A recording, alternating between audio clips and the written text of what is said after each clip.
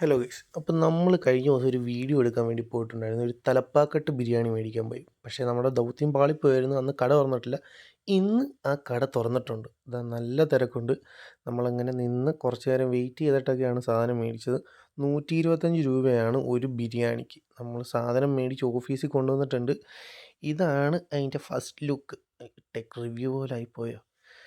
നമുക്കിതിനകത്ത് എത്ര പീസ് ഉണ്ടെന്നൊക്കെ നോക്കാം. 1, 2, 3 എന്ന് പറയാൻ പറ്റത്തില്ല.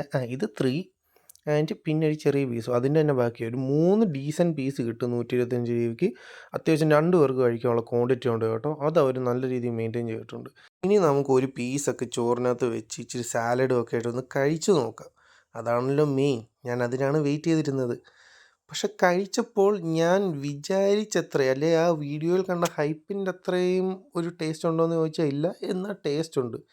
എൻ്റെ മനസ്സിലെ തലപ്പാക്കട്ട് ബിരിയാണി ഇതല്ലായിരുന്നു ഗൈസ്. പിന്നെ ഇത് എൻ്റെ മാത്രം അഭിപ്രായമാണ്. ചിലർക്ക് ചിലപ്പോൾ ഈ ടേസ്റ്റ് ഇഷ്ടപ്പെട്ടേക്കാം. പക്ഷെ ഞാൻ മനസ്സിൽ കണ്ട അല്ല, ഞാൻ ആഗ്രഹിച്ച ഒരു ടേസ്റ്റ് അല്ലായിരുന്നു തലപ്പാക്കട്ട് ബിരിയാണിക്ക്.